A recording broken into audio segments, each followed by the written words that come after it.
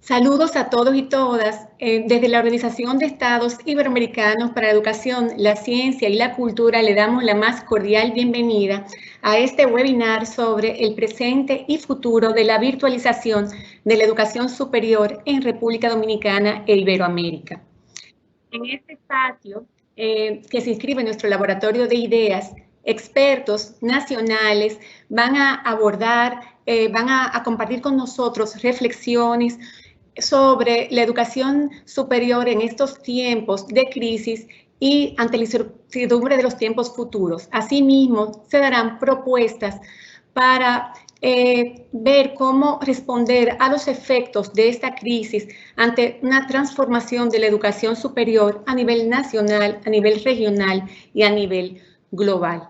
Hemos organizado este webinar en dos partes. Una primera parte comprende las reflexiones y propuestas de expertos nacionales que están plasmadas en un documento titulado Presente y Futuro de la Virtualización de la Educación Superior en República Dominicana, que sirvió como inspiración para este webinar.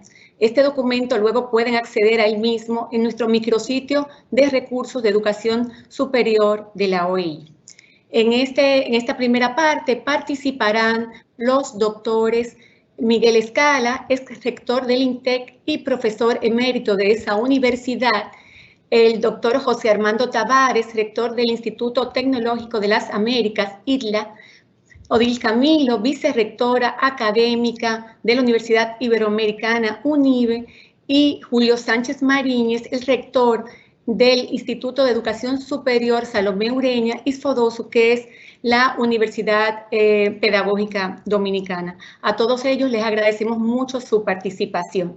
En la segunda parte del webinar abordaremos todo lo relativo a la virtualización de la educación superior en la región iberoamericana, así como presentaremos algunas experiencias de educación a distancia. Esta parte estará a cargo de la doctora Ana Capilla, coordinadora de Educación Superior y Ciencia de la Secretaría General de la OEI.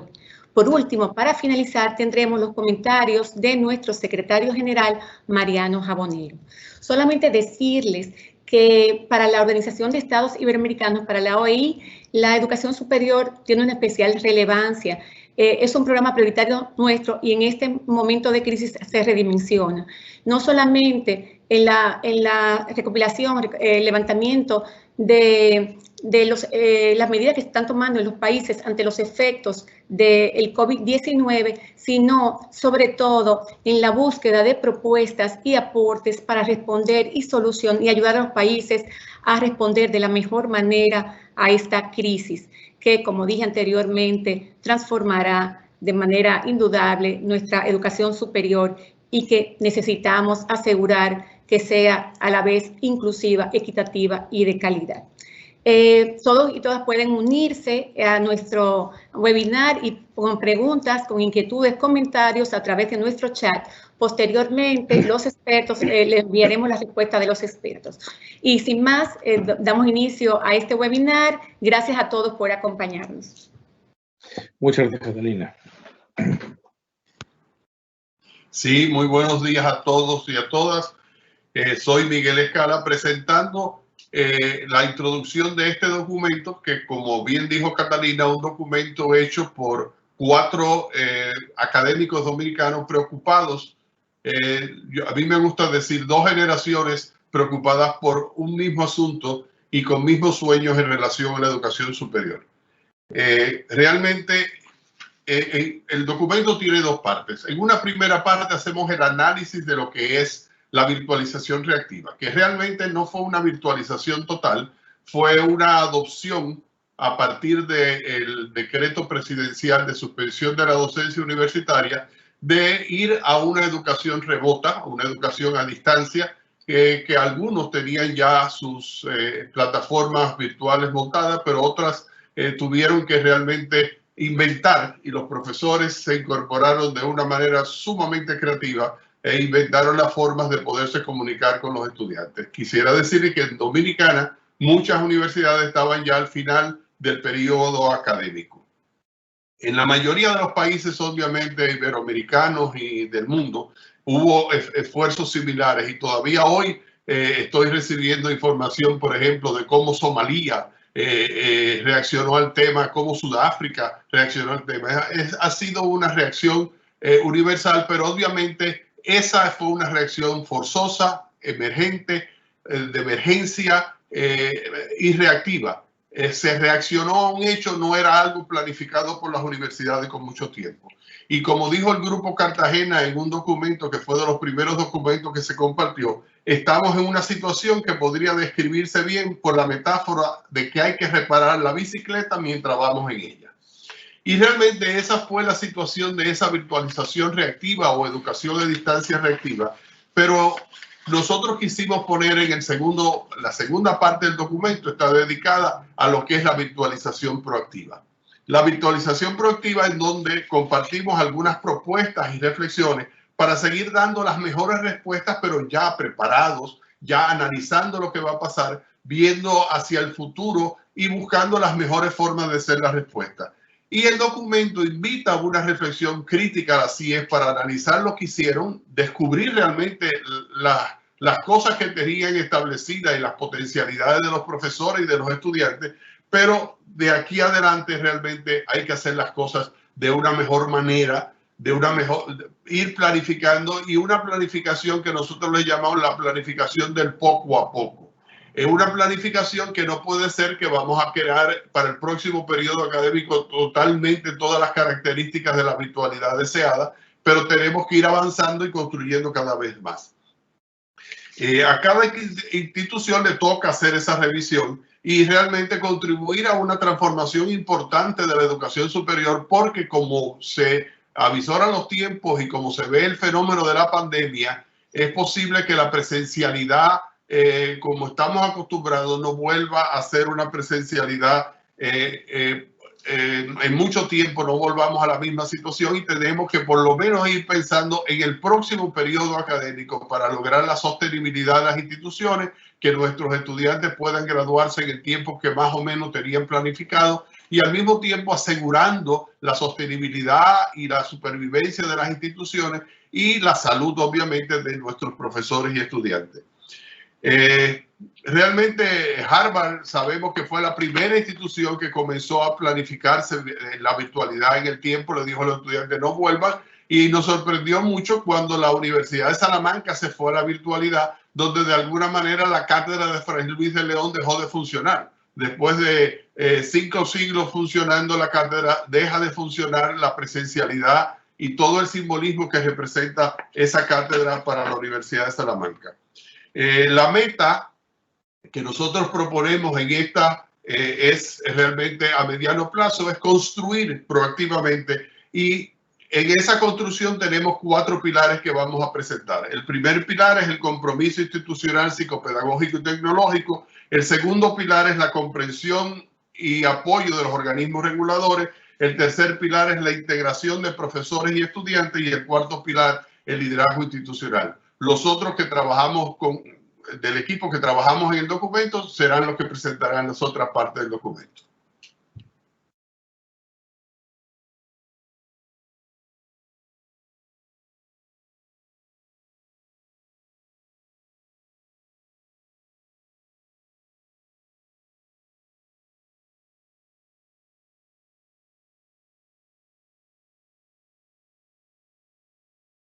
Sí, a continuación, José Armando Tavares.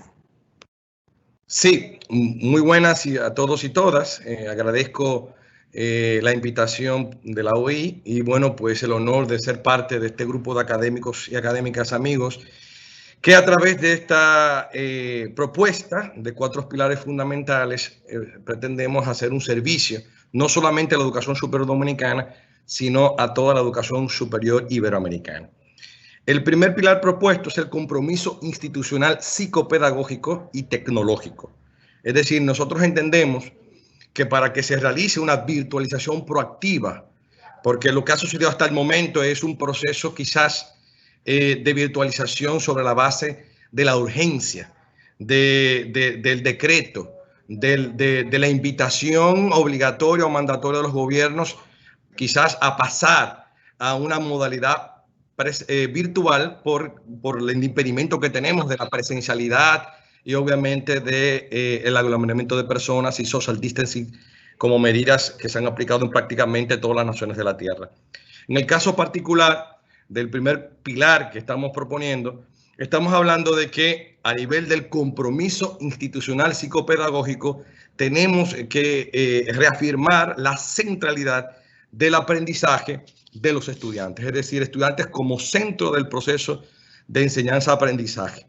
No podemos centrarnos en un pasar cursos a formato virtual, sino la creación ya de experiencias de aprendizaje colaborativo en términos de comunidades virtuales de aprendizaje.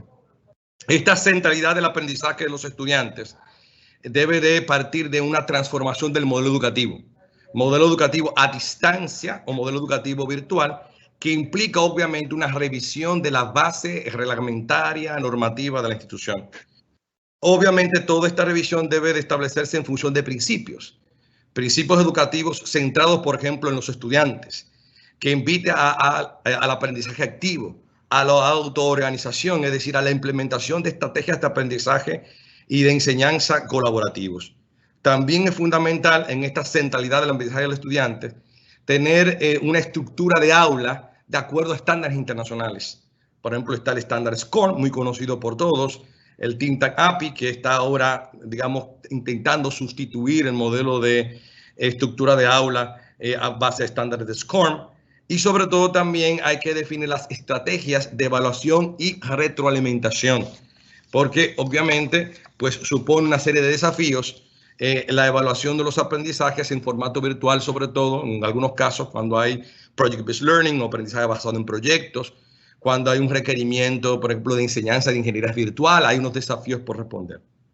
Y en la dimensión tecnológica de ese compromiso institucional, hablamos de la dimensión psicopedagógica de ese compromiso, ahora la dimensión tecnológica, sabemos que la tecnología no es el centro, pero define obviamente en gran medida la manera en que enseñamos. Lo primero es que el centro de este compromiso institucional tecnológico debe de poner el acento en el LMS seleccionado, en el sistema de aprendizaje en línea o Learning Management System. Este LMS debe ser completado como centro corazón del compromiso tecnológico, debe ser completado con aplicaciones de videoconferencia, aplicativos o tecnología precisamente para la evaluación de los aprendizajes y también, ¿por qué no ir más allá en términos de data science o ciencia de los datos y sobre todo analítica del aprendizaje, que gracias a las tecnologías podemos pues garantizar de que estas cosas se dan?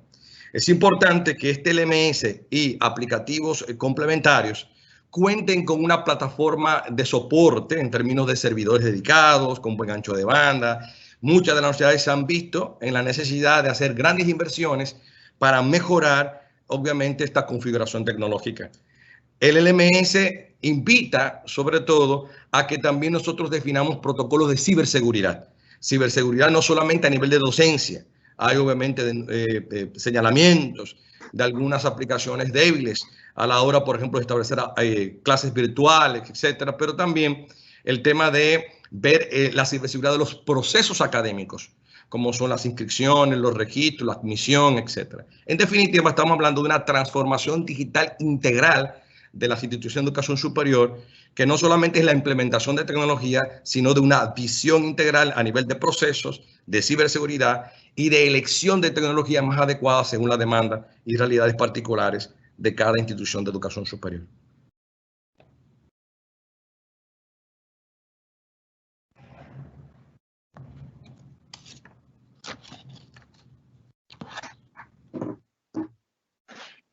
Me toca ahora conversar sobre el segundo pilar que nosotros hemos definido como fundamental para esa planificación y asumir de manera proactiva la virtualización de las universidades, por lo menos en el corto y mediano plazo. No sabemos qué puede pasar después.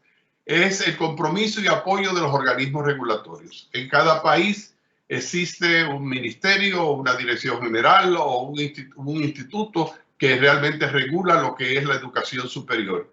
En muchos países están también las acreditadoras. Hay otros organismos que también inciden en lo que es la regulación de la educación superior. dependiendo de cada país existen diversas modalidades y realmente es sumamente importante. Primero, el compromiso y el apoyo y parte también la comprensión de esas entidades regulatorias de todo el proceso que se está viviendo. Las universidades están haciendo su esfuerzo y muchos de esos organismos regulatorios han asumido un liderazgo. Unos más que otros han asumido un liderazgo, han sido los que han buscado hasta los recursos, por ejemplo, el elemento de la conectividad de las clases más vulnerables, el elemento de lo que es el apoyo a grupos con discapacidades sensoriales que tienen dificultades. Hay organismos regulatorios que han apoyado a las universidades que buscan llegar a todos y llegar de la mejor manera. Y eso ha sido un elemento interesante. Es preciso que esos organismos también regulatorios entiendan que los procesos de admisión, los procesos, todos los procesos que tienen las universidades van a pasar a ser manejados en teletrabajo, todos van a ser procesos virtuales. Y obviamente aquí hay un elemento clave, que es el elemento también de graduaciones. No solamente es el efecto que hemos visto en Japón de graduaciones virtuales y en otros países, pero también es el elemento de lo que es la certificación de esas calificaciones, los récords de nota, las firmas digitales que todavía muchas instituciones no han aceptado. Hay muchas instituciones que trabajan, por ejemplo, poniendo notas los profesores a través de la virtualidad, pero tienen que pasar por registro a firmar. Esos son elementos y muchas veces esos son exigencias de las instituciones regulatorias. Son cosas que hay que verlas desde otra perspectiva y obviamente animar a las universidades, los organismos regulatorios y lo que son las mismas acreditaciones, los plazos que se han dado a las instituciones para presentar planes de mejora, los informes que tienen que preparar de autoestudio. Es decir, hay otros plazos que fueron establecidos en un momento donde la presencialidad y donde no había pandemia. Ahora que hay pandemia y no hay presencialidad, obviamente esos organismos regulatorios, esos organismos asesores, esos organismos de acompañamiento de las universidades tienen que buscar de otra manera. Y obviamente hay que abocarse a revisar a nivel institucional con el apoyo de esas instituciones los reglamentos académicos que exigen presencialidad, los reglamentos académicos incluso de pago de los profesores que exigen las asistencias, etcétera, etcétera. Todos esos elementos deben ser modificados y obviamente los organismos regulatorios forman parte fundamental de eso. Los organismos regulatorios tienen que de alguna manera también acompañar a las universidades en ese poco a poco para ir obviamente dando y acompañando a una virtualidad creciente y a una virtualidad que va mejorando con el tiempo. Eso es parte fundamental del elemento que se va a trabajar y esos organismos tienen que ayudar a la CIE también a buscarle la forma de la evaluación y las prácticas, es decir, ¿qué se hará? Por ejemplo, los planes de estudio quizás se tengan que alterar subiendo asignaturas que no exigen presencialidad de prácticas y que no se exigen otras presencialidades en términos de lo que es la participación con pacientes o de lo que es la práctica de la enseñanza supervisada. De alguna forma hay que buscar otras modalidades o hay que posponer y hacer modificaciones en lo que son los planes de estudio. Por último, yo quisiera hacer una mención también a los organismos internacionales y a las asociaciones de instituciones, como el caso de la OEI, como el caso de otras instituciones multilaterales. Obviamente, las universidades y los mismos organismos que son reguladores exigen o piden o buscan orientaciones más allá de lo que pueden seguir haciendo y de lo que están haciendo. Y obviamente ha sido una labor que han hecho muchos de estos organismos multilaterales, organizaciones universitarias, de establecer medios de información y medios de comunicación donde se plantean todo lo que se está haciendo en otros países. Hay bases de datos, hay páginas web completas de eso y eso hay que hacerlo y que estimularlo porque obviamente hoy el benchmarking es mucho más importante que en otras ocasiones. ¿Cómo se está resolviendo la evaluación de laboratorios en unas instituciones? ¿Cómo se está replanteando lo que es la enseñanza de la medicina y de la odontología? ¿Qué pasa con los estudiantes que tienen obligación de la pasantía? Es decir, de alguna manera Estos son cosas que tienen que irse poco a poco consiguiendo, y la presencia y la participación de organismos multilaterales y de organizaciones de universidades a nivel de toda Iberoamérica, a nivel mundial, es una contribución sumamente importante. Muy bien, pues a mí me toca conversar sobre el tercer pilar que hemos definido como importante para un diseño proactivo del modelo pedagógico que vamos a estar asumiendo en las instituciones de educación superior, al menos en los próximos periodos académicos. Este pilar tiene que ver con la necesaria integración de los profesores y de los estudiantes.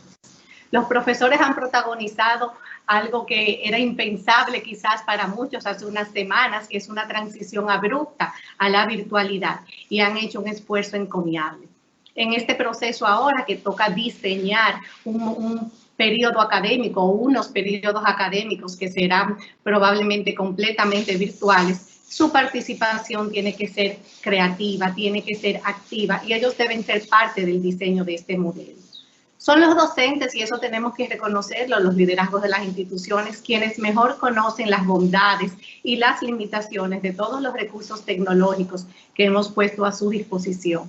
También son los docentes quienes en su interacción descubren cuáles retos están enfrentando los estudiantes y cuáles oportunidades brinda esta modalidad de enseñanza para construir competencias. Es muy importante que tomemos en cuenta sus opiniones, sus experiencias, que sepamos valorar qué tan oportunos han sido los servicios que hemos puesto a disposición de la comunidad académica y cuáles otros servicios siguen siendo necesarios para hacer de la experiencia formativa una experiencia de calidad. Se ha señalado que los profesores tuvieron que pasar a una formación muy a la carrera, una formación modalidad SOS, porque si bien en muchas instituciones se contaban ya con LMS, no se hacía uso intensivo de ella. Generalmente era un complemento a la presencialidad, que en unos cuantos días, apenas 1 o 2 semanas, cientos, miles de docentes de todo el sistema de educación superior tuvieron que aprender a utilizar ya sea un LMS u otras plataformas de interacción en vivo. En esta fase ya más proactiva tenemos que continuar la formación y el desarrollo de los docentes, pero en esta ocasión ya no se trataría solamente de una formación que les ayude a conocer y a manejar la tecnología, las herramientas. Tenemos que volver, como planteaba José Armando, a los principios psicopedagógicos que deben subyacer este modelo de enseñanza. Saber que no se trata simplemente virtualizar contenidos, hay que crear un modelo pedagógico diferente, y la formación que estemos proveyendo a nuestros docentes debe centrarse en ello. Técnicas de enseñanza, como se señaló, que privilegien el aprendizaje activo y el colaborativo, han de ser los temas de estas formaciones, que de todas maneras tienen que ser formaciones muy prácticas, que permitan ejecutar, poner en práctica de una vez todas estas destrezas que van desarrollando nuestros docentes. Hay un reto importante porque se trata de hacer una formación que les resulte relevante a los profesores independientemente de la disciplina y el nivel en el que enseñan. Así que se trata de formaciones a la medida que tendremos que estar desplegando desde las instituciones. El tema de evaluación, que es un tema que ya se ha señalado, que preocupa y ocupa a docentes y a estudiantes, debe ser trabajada. Debemos acompañar a los docentes en el diseño de modalidades alternativas, instrumentos y herramientas de evaluación de los aprendizajes, redacción de rúbricas, el diseño y la retroalimentación de los portafolios, cómo redactar adecuadamente consignas. El lenguaje escrito cobra una importancia fundamental en esta modalidad y debemos asegurarnos que se cuentan con las destrezas necesarias. Un tema importante es que en este proceso de más reactivo han emergido interesantes comunidades de práctica, han emergido liderazgos y muchos docentes han sido quienes le han dado la mano a sus colegas para diseñar sus clases, ya sea el fin del semestre o la segunda parte del semestre, que en algunos países le correspondió. Es muy importante que ahora en este momento proactivo estas comunidades de práctica sean formalizadas y que podamos sacarle el mayor de los provechos para el crecimiento de todos los involucrados. Es fundamental también que en este modelo los docentes tengan la oportunidad de sistematizar aquello que les ha funcionado, Esas buenas prácticas que van emergiendo deben documentarse y deben ser parte integral. Los docentes deben reconocer su experiencia en este modelo que para muchas instituciones se aplica ya en verano, otras tienen la posibilidad de que sea en el otoño, pero más temprano o más tarde todos tenemos que iniciar de cero con un semestre completamente virtual. Importante es reconocer que en esta adopción reactiva de la virtualidad, los docentes les ha tocado asumir roles que en algunos modelos son asumidos por terceros. Los docentes han tenido que ser diseñadores instruccionales, han tenido que ser tutores, y ese es un elemento que hay que considerar porque todavía en muchos países, en muchas instituciones, prevalece el docente por cátedra. Y entonces es importante tomar en cuenta quiénes, ese esfuerzo que inicialmente es muy grande de un diseño ideal, de un entorno de aprendizaje, pues tiene que ser compartido con otros. Sobre los docentes, finalmente, decir que así como los profesionales de salud y seguridad han sido reconocidos por toda la sociedad por estar en primera línea dando la batalla de esta crisis, los docentes han estado ahí. Ha sido una labor encomiable que debemos celebrar y reconocer. La otra cara de la moneda de este tercer pilar tiene que ver con la integración de los estudiantes. Según encuestas que van levantando algunas instituciones, algunas universidades, la mayoría de los estudiantes han asumido con entusiasmo este paso a la virtualidad. Probablemente porque son nativos digitales y se sienten muy cómodos trabajando en estos entornos, comunicándose virtualmente. Pero tenemos que ser cautos y saber que no todos cuentan con estas condiciones. Se ha mencionado ya que hay temas de conectividad, hay estudiantes que no tienen en sus hogares la tranquilidad para estudiar, que tienen que asumir otras tareas. Y como ya han dicho otros, tenemos que asegurarnos que las brechas digitales no se conviertan en brechas de aprendizaje. Tenemos que conocer el perfil de los estudiantes, las universidades deben saber cuál es su situación y proveerles oportunidades de aprendizaje. Es importante escucharlos, que esta experiencia sea incorporada en el modelo, que sus planteamientos sean considerados en el diseño. Y debemos saber que si bien el LMS es muy importante, la elección del LMS, el estudiante, los estudiantes han de ser el centro de este modelo de enseñanza.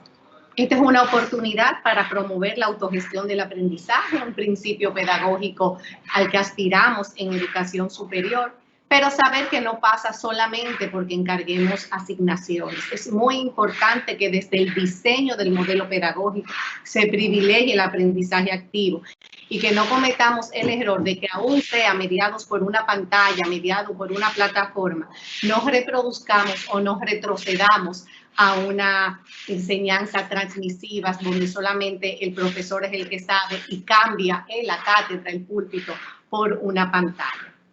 Finalmente, referirnos que tenemos que hacer un esfuerzo importante para que estudiantes y docentes sigan disfrutando, sigan desarrollando de todas aquellas conquistas que en educación superior hemos logrado plantear para hacer de la experiencia formativa una experiencia de desarrollo. Es el caso de la internacionalización. Saber que la movilidad estudiantil, por ejemplo, también es posible hacerla virtual. Hay modelos interesantes como los que ha desplegado State University of New York, SUNY, el COIL, que es de colaboración en línea. Y esto es fundamental porque estas competencias interculturales y esta formación de la ciudadanía global sigue siendo hoy más que nunca una necesidad.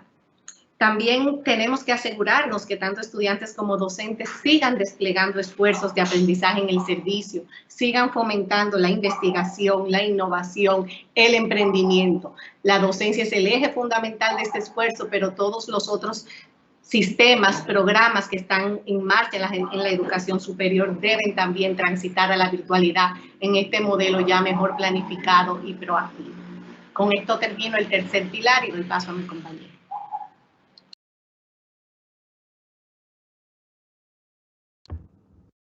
Bien, buenos días o buenas tardes, donde quiera que estemos, dependiendo de donde estemos. Me toca de los 4 pilares comentar brevemente el que llamaría el pilar Atlas, porque sobre él, sobre sus hombros descansan los demás. Para afrontar las demandas que nos ha planteado la crisis, se requiere de un liderazgo institucional fortalecido, en el que se involucren todas las instancias directivas de nuestras instituciones, la rectoría, las juntas y consejos de directores, las vicerrectorías, los demás gestores académicos, pero con una clara y compartida visión y una común capacidad de accionar en función de la realidad actual, de manera que sea una capacidad de accionar de manera flexible y abierta al rápido aprendizaje continuo. Es un liderazgo institucional que debe ser capaz de afrontar simultáneamente múltiples tareas complejas y solo puede hacerlo con base a un liderazgo colectivo. Entre esas tareas, en primer lugar, operar en condiciones que preserven la salud de todos los miembros de la comunidad institucional, insistir en la comunicación con toda la comunidad, con todos sus estamentos, por todos los medios disponibles, y hacerse presente también en la comunidad nacional, asumiendo en ese sentido que nunca habrá demasiada comunicación. Debe, por tanto, promover y hacer posible la integración entusiasta y creativa de todos los sectores de la comunidad académica sin excepción, impulsar así la búsqueda de las mejores soluciones posibles para que los estudiantes puedan seguir aprendiendo en un ambiente de calidad. De otro lado, encontrar alternativas para seguir cubriendo los compromisos con su personal fijo y con la cobertura de sus operaciones fundamentales. Movilizar y viabilizar las contribuciones de la institución y todos sus miembros con aportes específicos de soluciones a la crisis, porque hoy más que nunca el compromiso de las universidades debe manifestarse. Y en este tiempo de incertidumbre, velar por la sostenibilidad en el tiempo de las instituciones. Es un liderazgo institucional que debe expresar su compromiso con el cambio, actualizando sus planes estratégicos e institucionales, complementándolos con planes contingentes y sus correspondientes mecanismos de seguimiento al cumplimiento de las tareas y al logro de los objetivos y metas. Nunca olvidaré ahora la frase resumen del seminario más importante doctoral que tuve de estrategia. De entre todas las teorías, al final en la vida, se trata de planificación por aproximación y gerencia por contingencia. O para tomarlo con el reciente documento de McKinsey, cómo combinar las 4D que recomiendan: la de descubrir, la de decidir, la de diseñar y la de delivery, que la llamaría en castellano implementar. Por eso, a manera de conclusión en las reflexiones de nuestro grupo, planteamos que hay que insistir en que se puede, que ante la crisis producida por la pandemia, las universidades y los sistemas de educación superior han respondido, que hemos demostrado que se puede, pero que debemos pasar de respuestas reactivas a las proactivas. Tenemos que seguir respondiendo, integrándonos a construir el futuro proactivamente. En términos de la oferta académica, de la virtualización reactiva al pasar a la proactiva, hay que atender a los estándares internacionales y las buenas prácticas de instituciones virtuales de mucho prestigio que indican de nuevos componentes a ser integrados en la docencia virtual. Como mencionaba Odil, herramientas que promuevan el aprendizaje activo y colaborativo en contraposición al pasivo e individual. No se trata sencillamente de hacer una telepresencia, sino de virtualizar las actividades de aprendizaje. Esos componentes y otros deben caracterizar la virtualidad de las instituciones de educación superior para que proactivamente las desplieguen de manera virtual, a distancia, construyendo a partir de los aprendizajes de esta etapa anterior y de las mejores prácticas nacionales e internacionales. Eso nos lleva a plantear la necesidad de la cooperación por encima de fronteras. Si bien por un lado en estos momentos se cierran fronteras y se suspende la movilidad estudiantil y profesoral, por otro lado debe insistirse en la cooperación interinstitucional, nacional e internacional, en formas bilaterales y multilaterales, compartiendo experiencias y aunando recursos para enfrentar la crisis. Las asociaciones y organismos internacionales en el campo de la educación superior deben promover y facilitar estos propósitos. Un ejemplo palpable de esto es este evento organizado por la OEI. Para nuestros estudiantes, hacer saber de esa cooperación e invitarles a cooperar entre ellos debe abrirles al sentido de solidaridad nacional e internacional que ha despertado la crisis. Y esto debe convertirse en una experiencia formativa de ciudadanía global que creo recordarán para siempre. Insistimos en que hay que mirar más allá de la curva. La virtualización proactiva va más allá del próximo periodo académico. Requiere mirar hasta el futuro fuera de la crisis. Las universidades tendremos que decidir el papel de la virtualidad en su quehacer académico ahora y en el futuro y actuar en consecuencia.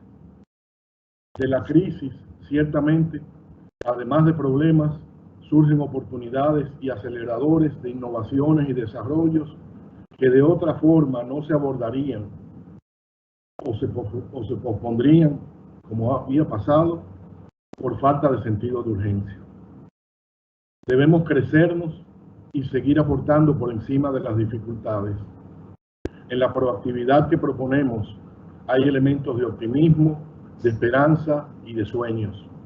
Nuestros sistemas de educación superior aprenderán de esta crisis y trabajarán para construir también proactivamente un mejor futuro para todos. Depende en gran medida del liderazgo institucional, colectivo, flexible, dinámico y participativo. Miguel mencionaba una frase de la Declaración de Cartagena que me recordó una expresión de Einstein con la que quisiera terminar.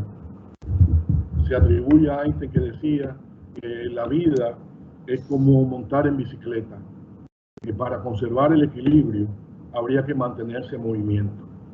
Nos hemos puesto en movimiento y habrá que mantener ese movimiento, pero atendiendo a estándares que hagan de la virtualización reactiva una más proactiva y por tanto más atinente a la calidad y, como bien decía Odile, a los temas de inclusión y de equidad en nuestras sociedades. Muchas gracias. Sí, gracias, doctor Julio. Gracias, doctor Julio Sánchez. Con estas reflexiones terminamos la primera parte del webinar y damos inicio a la segunda parte sobre la virtualización de la educación superior en Iberoamérica. A continuación, Ana Capilla. Gracias, Catalina. Buenos días, América. Buenas tardes, Europa. Quiero, en primer lugar, felicitar a los autores del informe por su iniciativa y porque se hayan querido participar en este evento. La parte positiva de las nuevas tecnologías y del confinamiento 4G es que nos permite, dentro de estas circunstancias tan extraordinarias, al menos tener estos espacios y momentos de reflexión. En el caso de la OEI, lo que me gustaría es aprovechar estos momentos para compartir con todos las conclusiones del último seminario que celebramos antes de la pandemia, que se refirió precisamente a educación a distancia, calidad en la educación a distancia. Fueron los días 10 y 11 de marzo y no es que fuéramos nada premonitorios, es simplemente que es una de las áreas que nos interesa trabajar desde la OEI. Entendemos que la educación a distancia tiene un enorme potencial para nuestra región. La educación a distancia además ha crecido bastante en los últimos años. Es cierto que si ahora vemos estos datos nos pueden parecer casi extraños porque ahora mismo estamos el 100% en educación a distancia. Pero hace tan solo unas semanas lo cierto es que la educación a distancia tenía un peso relativo en nuestra región, aunque creciente muy importante. Como podemos ver, es donde ha crecido más la matrícula. Hablamos de un 73% entre 2010 y 2017. Es además un crecimiento muy desigual, eso sí, por países. La media iberoamericana se sitúa en torno al 15,3% de los alumnos matriculados están en titulaciones en educación a distancia El país con más educación a distancia era Brasil y República Dominicana se situaba muy próximo a la media, en torno al 13,7%. Como digo, ahora mismo estamos todos al 100%, pero es cierto que, como señala el informe, también es una educación a distancia reactiva en la mayor parte de los casos, no 100% proactiva. Pero bueno, es cierto que hemos iniciado un camino que seguro va a hacer que estos números vayan a cambiar en los próximos meses, incluso cuando se vuelva a la normalidad. Evidentemente, este incremento en la matrícula tiene su reflejo en el número de egresados y en los graduados. Y también ha crecido notablemente. Hablamos de, se ha pasado del 11,6% de graduados en enseñanzas en educación a distancia a un 15,2% en 2017, es decir, 635.000 alumnos que se han graduado en titulaciones en modalidad a distancia. De nuevo, hay diferencias notables entre los países, situándose República Dominicana muy próximo a la media iberoamericana. Otro aspecto para nosotros también importante es el de la movilidad en la región y la internacionalización, y esto es otro de los aspectos donde sí creemos que va a haber más cambios como consecuencia de esas circunstancias extraordinarias y de la pandemia. Como vemos, en general el número de estudiantes internacionales era bastante bajo, con la excepción, por ejemplo, de México, que tenía un 17,6%, pero en República Dominicana tan solo en torno al 2,5% de los estudiantes que estaban en la modalidad a distancia eran estudiantes de otros países. Es evidente que la educación a distancia propicia la internacionalización, es más fácil que haya estudiantes internacionales cuando no exigen necesariamente un desplazamiento por razones obvias, entre otras de coste, y creemos que en ese mundo que nos vamos a encontrar una vez que salgamos del confinamiento, este tipo de movilidad va a incrementar mucho más porque va a ser complicado, sobre todo en un primer momento, que haya desplazamientos, y porque además en el momento en que casi todas las universidades ya van a tener la opción de ofertar, si bien no quizá todas las titulaciones, pero sí algunas asignaturas, será más fácil ese intercambio y esa movilidad virtual a la que normalmente nos referimos. Por lo tanto, es otro de los, como digo, cambios previsibles que se van a producir como consecuencia de estas circunstancias extraordinarias que vivimos. El seminario que celebramos de calidad en la educación a distancia que mencionaba anteriormente, que se celebró en Loja, en Ecuador, tenía como objetivo algo que ya se ha comentado por los anteriores ponentes: compartir buenas prácticas por parte de universidades que tienen mucha experiencia en educación a distancia, ya sea virtual o no. Y por otra parte estaba también dirigido a algo que se ha mencionado aquí, que son las agencias de calidad, las agencias evaluadoras, porque dentro de nuestro proyecto Universidad Iberoamérica 2030 nosotros trabajamos muy estrechamente con las agencias de evaluación para intentar coordinar sus indicadores, sus parámetros de evaluación, porque eso genera confianza entre los sistemas universitarios de la región. Y uno de los ámbitos en los que nos parecía muy importante actuar era precisamente educación a distancia, por ese crecimiento de la matrícula que hemos visto, porque la educación a distancia tiene unas características propias. Se ha hablado en este seminario desde la perspectiva del profesorado y del alumnado, pero hay que tener en cuenta también que para las propias instituciones y para los organismos acreditadores no pueden evaluar siguiendo los mismos indicadores la educación presencial que la educación a distancia. Y de hecho, en mayor o menor medida, todas las agencias de la región están trabajando en el desarrollo de estos indicadores para educación a distancia. Por eso nos parecía propicio realizar este encuentro donde hubo un grupo de trabajo y precisamente estamos trabajando en los resultados de ese grupo de trabajo, en los acuerdos que se llegaron allí, así que recojo el guante cuando nos han comentado que los organismos internacionales podemos hacer mucho, no solo por compartir buenas prácticas, sino también por ofrecer orientaciones. Ese es nuestro objetivo, realizar una guía que sirva de orientación a las agencias de calidad. y, por supuesto, también a las propias instituciones en esa transición que van a tener que hacer o esperemos que hagan de la educación virtual reactiva a la proactiva. Entendemos que una vez que ya están haciendo el esfuerzo de pasar a la educación virtual, este esfuerzo lo van a intentar amortizar en el largo plazo, incrementando su oferta. Para ello, como se ha dicho, hay que tener en cuenta que la educación a distancia es una modalidad que tiene unas características propias, una metodología especial que, por lo tanto, va a exigir un esfuerzo. Ahora mismo, como decimos, estamos en una fase en el que simplemente estamos intentando que los alumnos no pierdan el curso, pero realmente la transición hacia la educación a distancia todavía exige esfuerzos, otro tipo de esfuerzos. Pero como digo, de todas maneras se está avanzando bastante, sobre todo en lo que se refiere a las infraestructuras tecnológicas. Es evidente que las universidades, para poder pasar a la modalidad a distancia ahora mismo, han tenido que estar haciendo una gran inversión. No es lo mismo que se te conecten al día 300 alumnos al aula virtual a que los 10.000 alumnos de una universidad estén conectados, más sus profesores y demás. Entonces, una vez que están establecidas las infraestructuras tecnológicas, que ese es uno de los puntos que en calidad se evalúa de manera especial, porque es evidente que esa infraestructura tecnológica es lo que le da acceso al aula, digamos, a la universidad, al alumno. Entonces es importante que sea completamente accesible, que el alumno pueda conectarse las 24 horas del día, sobre todo si estamos hablando además de posibles alumnos internacionales, y que haya también un sistema de mantenimiento y demás.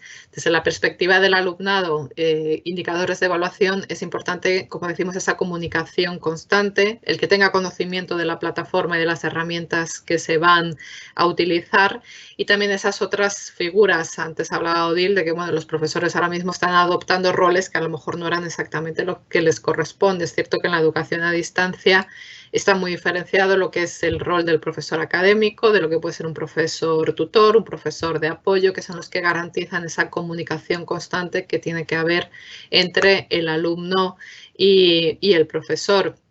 Otro aspecto también, como digamos, muy importante es lo que se refiere a la formación del profesorado, y de hecho algo se ha comentado a este respecto, porque no se trata solo de que conozcan y sepan utilizar las distintas herramientas tecnológicas, sino que tengan también una formación metodológica.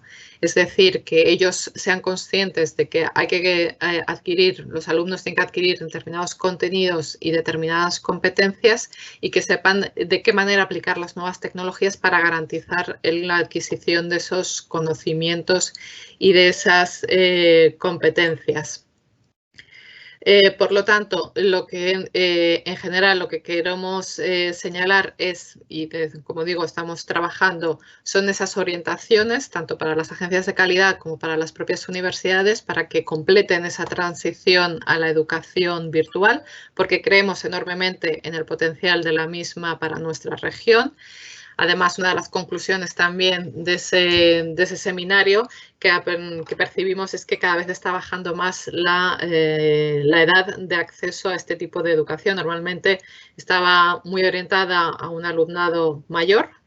Es evidente que ahora los alumnos más jóvenes también se están adaptando a esta educación virtual. Ahí hay un gran potencial de crecimiento. También va a haber un contexto económico adverso, seamos conscientes de ello, y en esos casos aumenta la demanda. Quizá parte de esa demanda se pueda orientar hacia la educación a distancia. Por lo tanto, desde la OI, pleno compromiso con este tipo de formación y conseguir dando las orientaciones y recursos necesarios tanto al profesorado e instituciones sobre la mejor manera de hacer esta transición y de garantizar que tengamos educación a distancia en la región, sí, pero que sea de la máxima calidad. Gracias a todos. Gracias, Ana. Ahora, a continuación, los comentarios del secretario general, Mariano Jabonero. Muchas gracias, Catalina, y muchas gracias a todos. Bueno, al grupo de personas que han trabajado en este informe, que han trabajado en este proyecto, y a Ana Capilla, que es nuestra responsable en temas de educación superior y ciencia y ETP. Y insisto que creo que es un espacio especialmente idóneo para trabajar y compartir. Yo quería únicamente hacer una reflexión final. porque lo que se ha hecho es mucho y muy interesante y además creo que hay una amplísima coincidencia sobre todo ello. Yo les puedo confirmar que llegué a la OI hace poco más de un año. Los países me pusieron, digamos, esa confianza. De primer momento que llegué a la OI pensé que la educación superior era un ámbito prioritario de trabajo en la región por muchos motivos. Motivos de crecimiento demográfico, cada día son más alumnos y más docentes que trabajan en educación superior. Hemos llegado en América Latina a 30 millones de estudiantes. En primer lugar, la vinculación entre educación superior y ciencia e investigación es muy fuerte en nuestra región y creo que es una apuesta estratégica en ese sentido. Hace poco más de un año, y miren ustedes en lo que estamos, creo que estamos en un espacio de debate y de intercambio de información muy interesante. En relación con todo esto, creo que además hay un esfuerzo de comunicación muy fuerte y que para nosotros creo que hay una cuestión casi conceptual, pero me gustaría que compartiera con todos ustedes. Esto, cuando llegamos a la OI, nos encontramos que había un proyecto propio de cooperación en la OI, que era el proyecto Metas 2021, y un proyecto, digamos, que fue brillante en su momento, y intentó por todos los medios articular un eje de cooperación entre los 23 países miembros. Pero el tiempo había cambiado, habían pasado años y había cambiado una agenda internacional, que era la Agenda 2030, que es la agenda que asumió Naciones Unidas para trabajar digamos, con la mirada puesta en los ODS, que son objetivos que todos compartimos. Y decidimos desde el primer momento que había que, digamos, hacer una evolución rápida de las metas 2021 a la Agenda 2030. Por lo tanto, nuestro proyecto de educación superior es un proyecto de Universidad Iberoamericana 2030. Nuestro horizonte es trabajando, digamos, en ese marco de esas metas 2030, que es el marco que nos une a todos y nos completa a todos. No es una cuestión de trabajar a corto plazo en horizontes coyunturales, que también en la medida que sean tácticos, pero la estrategia es el horizonte 2030. En esa lógica, lo que pusimos en marcha, en primer lugar, es un informe de diagnóstico, al cual Ana Capilla ha hecho referencia a él en una muy buena intervención, un informe de diagnóstico, y es en el cual pone de relevancia transparentar qué es lo que ocurre en la región. Y esa transparencia es parte del compromiso. Lo que ocurre en la región, ocurre de todo, hay bueno, malo y regular, y creo que es, digamos, una cuestión que nos interesa mucho y además nos sigue interesando a la medida que queremos avanzar en ese diagnóstico sobre educación superior, pero muy en relación con un tema que es el problema capital de nuestra región, que es el problema de la productividad, lo que la CEPAL llama la trampa de los países de renta media. Pues estamos trabajando en una segunda versión de este informe, en el cual es vincular educación superior, formación técnico-profesional y productividad. Somos una región en la cual la productividad es baja, es inconsistente y es muy volátil. Y lo es dramáticamente mucho más a partir de este momento con el COVID-19. Creemos que la contribución de la educación superior a esta lógica es muy importante y creo que además tiene que contribuirse a través de unos ejes que son muy claros y que creo que compartimos todos. Se ha mencionado ya directamente movilidad. Se habla mucho de movilidad. Creo que hay una retórica abusiva en torno al tema de movilidad.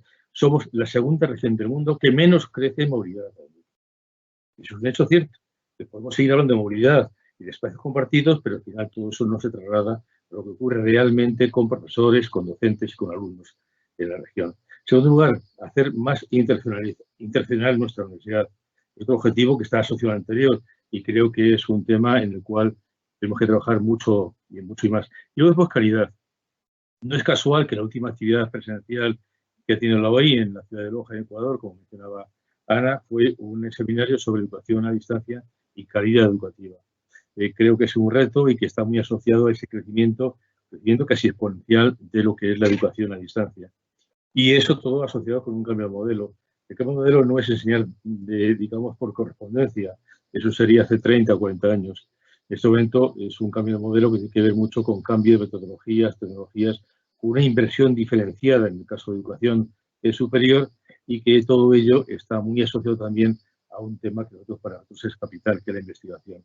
Seguimos siendo una región en la cual el número de profesores doctores en nuestras universidades es muy bajo, una medida, si no me creo recordar mal, de en torno al 12%. Es una media muy baja para asegurar que nuestras universidades tengan, digamos, una garantía de asociar docencia con investigación de forma consistente. Y ahí, digamos, creo que hay que tener esfuerzo en favorecer procesos de movilidad que estén asociados a la investigación y al que el número de profesores doctores en nuestras universidades vaya creciendo. Estamos en un momento clave, un momento crítico de incertidumbre. Hoy, día tantos de abril, todo es incierto.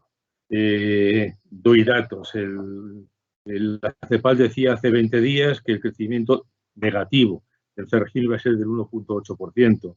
El Banco Mundial hace 4 días decía ya del 4,5%. Hoy sale una noticia que incluso en el caso de España hablan del 15% de caída del PIB. Todo eso augura un escenario muy, muy complejo. Y un escenario muy complejo en el cual tenemos que trabajar con mucha silencio.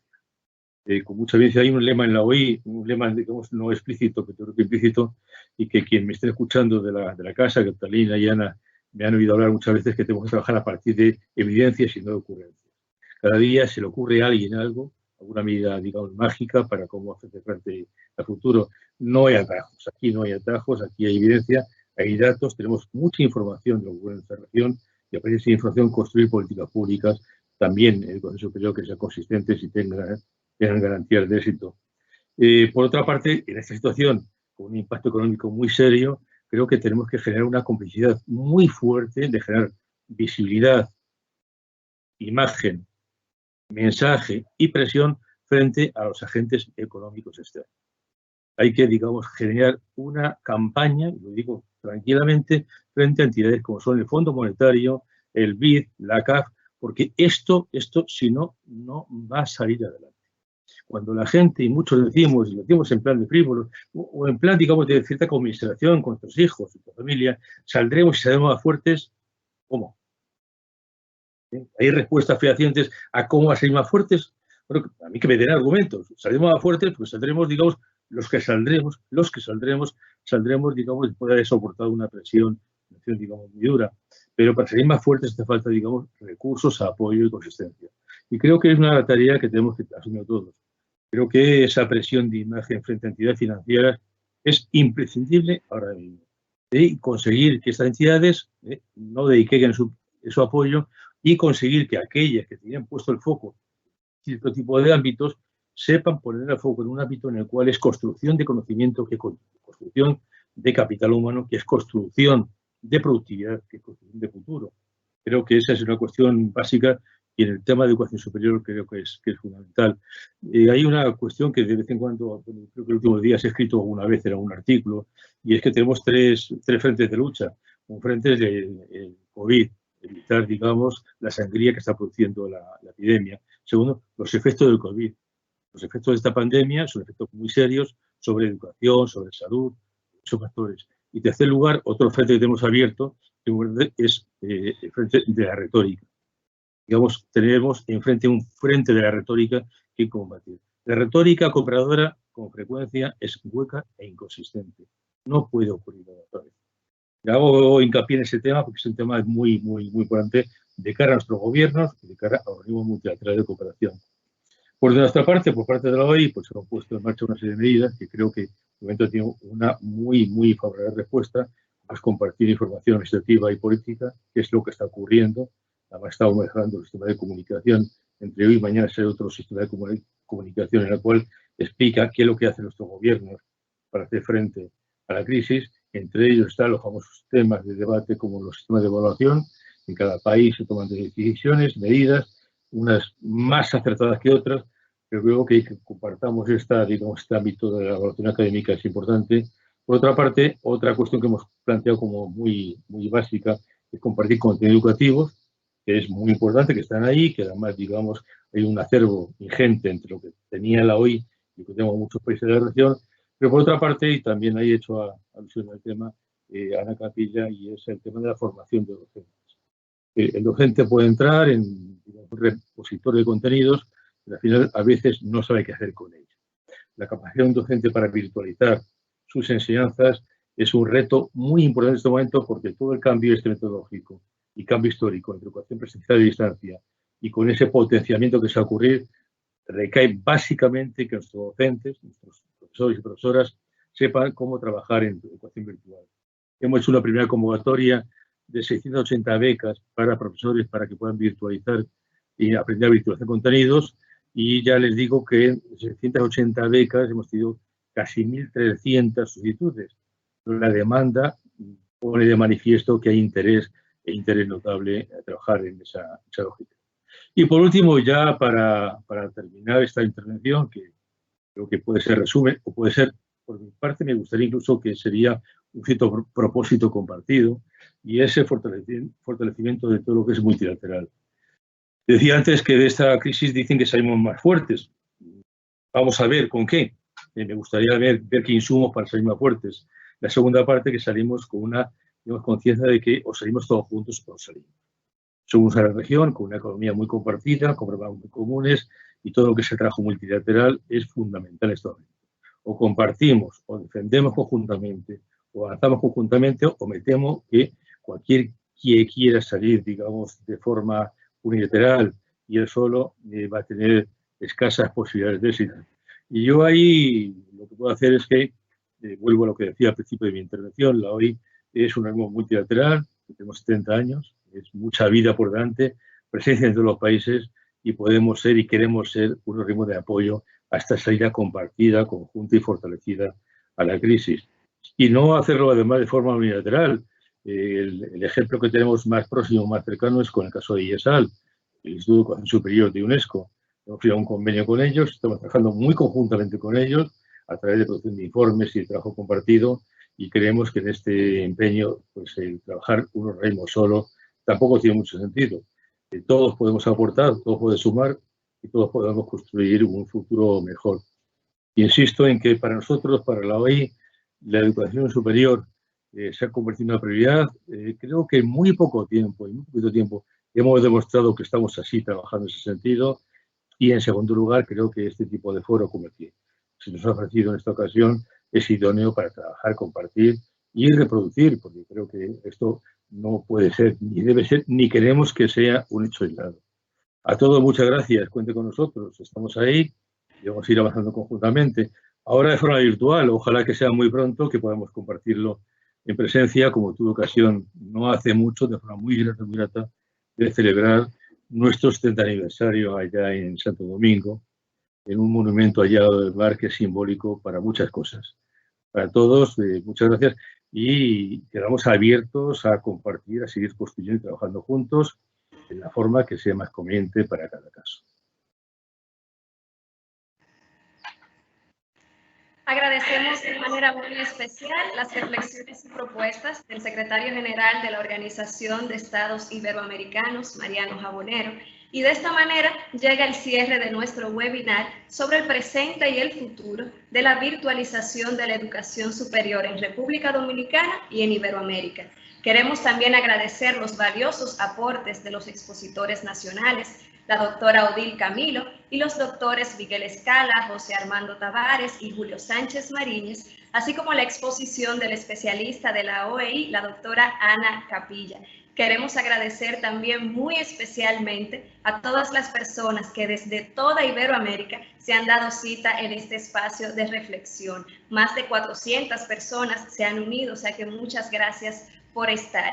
En los próximos días, a través de nuestra página web y nuestras redes sociales, vamos a estar compartiendo la grabación de este webinar, las presentaciones, pero también las respuestas de nuestros expositores a todas sus preguntas e inquietudes, o sea que pueden estar atentos a nuestras redes. Quiero también destacar que este es el primero de una serie de webinars que estaremos llevando a cabo en el marco del Laboratorio de Ideas de OEI y nuestro compromiso con la generación de conocimiento que contribuya al desarrollo educativo, científico y cultural de todos nuestros países y toda la región. Esperamos que estas reflexiones y provocaciones sean de movilización y para el fortalecimiento de la educación superior de nuestra región.